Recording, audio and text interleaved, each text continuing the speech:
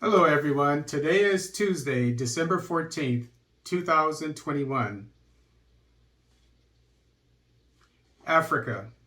African nations being forced to hand over national assets to China. This article is taken from ANI. Some African nations are being forced to hand over national assets to China due to certain agreements they signed with Beijing years back and ignored crucial clauses in an attempt to show a goodwill gesture to the Asian giant. Uganda has emerged as one of the most recent African examples of Beijing's debt trap policy. The nation is preparing to hand over its only international airport to the Chinese companies because it was unable to repay the $207 million loan to the communist regime. I talked about this in the last couple of weeks, and it was first reported that Uganda was going to turn over the Entebbe airport, the only airport, national airport of the country, to China because of this debt trap loan. But then China said that it was not going to, had no plans to take the airport from Uganda. But now this article is out. I don't know what's the case. The two countries had signed the agreement in November 2015. Uganda at the time of the deal had removed the international immunity clause from the agreement, showing a gesture of goodwill. But the removal of the clause has now become Uganda's major mistake, resulting in the handover of its only international airport in near future to China. But Uganda is not the only African nation that is facing this issue. There are others too. Chinese companies and banks have now started to reduce their assistance in Africa. Beijing, at the recently held Forum on China-Africa Cooperation, FOCAC, stated that it was significantly reducing its assistance to Africa from $60 billion to $40 billion.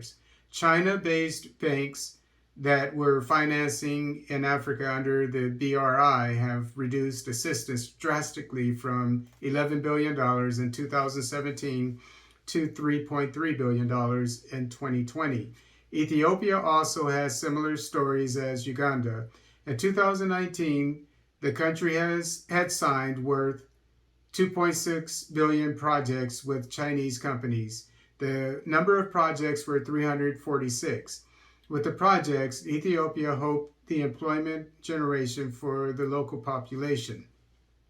But the expectation did not come into reality as Chinese laborers in Ethiopia in that year increased from 8,000 to 12,000. The surge in Chinese related it resulted in a major blow employment generation for the local population. The initial promises which Chinese companies had made to the African countries, most of them have been cut down in scope as companies revealed their real nature to the host countries. In Africa, 50 out of 54 countries have taken loans from Chinese entities worth $153.4 billion from 2009 to 2019. Now, due to the COVID crisis, these countries are facing issues to repay the loans. In the near future, the possibilities of more defaults, repossessions by Chinese companies still persist.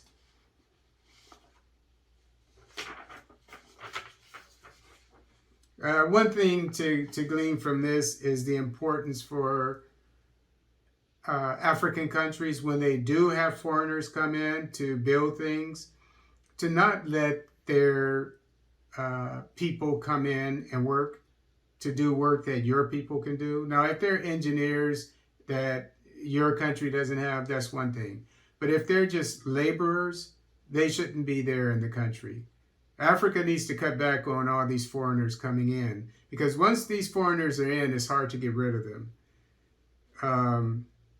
So, I mean, one thing that is good for allowing your people to work on these jobs of high technology is technology transfer. And so not only are your people working instead of having people come in and work, but they're also learning skills that they can use in the future when their own people are able to design and construct these major projects.